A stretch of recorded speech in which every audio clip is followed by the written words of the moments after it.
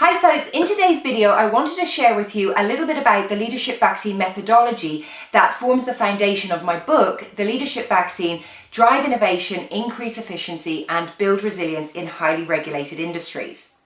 So some of you may know my background is in the pharmaceutical industry, where I've had the great pleasure to hold a number of senior leadership positions ranging from company director of a niche consultancy all the way up to global head and global director at two of the top 10 pharma companies. And throughout all of this, myself and my team were responsible for initiating, rolling out, implementing change, often on a global basis, but also in running and managing highly complex processes which were governed by very strict regulations that never seemed to stop changing. And throughout all of this, I'm proud to say we had a lot of success. And in fact, we had success in areas where other people had struggled.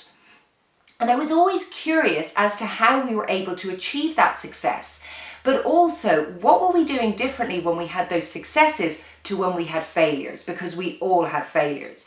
What was the difference between us being able to do something relatively easily and relatively smoothly, and when we had challenges that we just couldn't overcome? So back in 2018, in this very office, I sat down on the floor with a big pile of cards, and on each one I wrote an initiative, a practice, a process, something we had implemented in each one of these roles over 10 years of my leadership experience. And I laid them all out on the floor and then started to categorize them. And what was so eerie is that the successes seemed to come down to 5 simple things, which I now call the 5 pillars of team excellence. When we had these 5 pillars in place, we saw this incredible success, and whilst we had to work hard, it wasn't actually that difficult to achieve the success. However, if one of these pillars was missing, we either had failure or things just didn't work until the 5th pillar dropped in.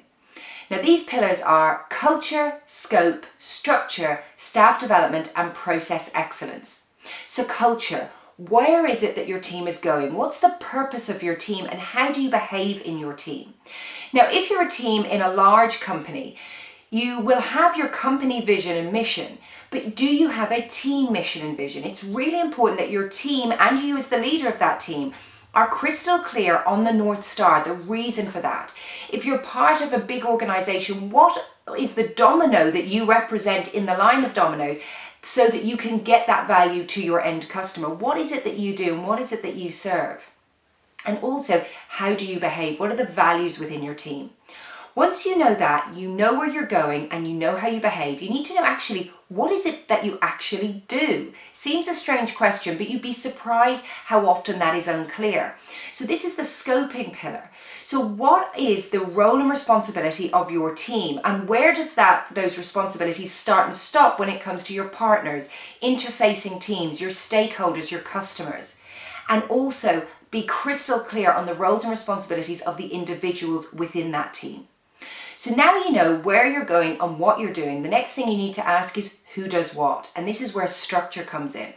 So I'm not talking about structure in terms of the org chart, I'm talking about it in terms of mindset. So it's about distributing the control. You do not need to have all the answers as the leader. You need to gather an army of subject matter experts within your team. You need to empower them so that they can own their processes. Once you know that, you know where you're going, what you're doing, and who does what, only then can you truly have holistic staff development. And when I talk about holistic staff development, I'm talking about developing individuals' skills and competence as well as their confidence, because that's something that's so vital. We need to give them training, but we also need to give our team members the safe space to practice, to try, fail, and ultimately succeed. Because once you have highly skilled, highly confident team members who own their processes, you then naturally get the 5th pillar, process excellence, where you can enable your team members to develop robust, end-to-end, future-proof processes. Now, the reason why I call them future-proof, because if you have an army in your team of everybody owning their process, their subject matter experts, it's not all on you as the linchpin. Everybody then in the team is looking out for the changes in regulation, changes in the economy, changes in the environment, and then you have increased resources to be able to react and deal with those changes as they come along. But also, because you have handed over some of the control and ownership to your team, you as the leader then get better perspective because you can step back, you can look at patterns, identify risks before they become issues, and have much better oversight. When things go wrong, you have that perspective because you've not been, right in the middle of it all. You can step back and analyze what went wrong and how can we make sure that doesn't happen again. So they're the 5 pillars of team excellence that really are the core of the leadership vaccine methodology. There's much more in there. We also talk about how once you've gone through those 5 pillars, you can have regular reviews to make sure that you keep your team driving innovation, increasing efficiency, and building resilience. I hope you love the book as much as I do. If you do grab yourself a copy, let me know what you think. Remember, on Wednesday the 29th and Thursday the 30th, we're doing a launch price on the electronic version of the book. It's going to be only 99p. It is called the Kindle version, but you can read it on your phone, your laptop, your tablet, whatever. But if you do get a copy of the book, I'd love to know what you thought. I'd love to hear stories of you implementing some of the methodology. And I will see you soon. Take care of yourselves. Bye.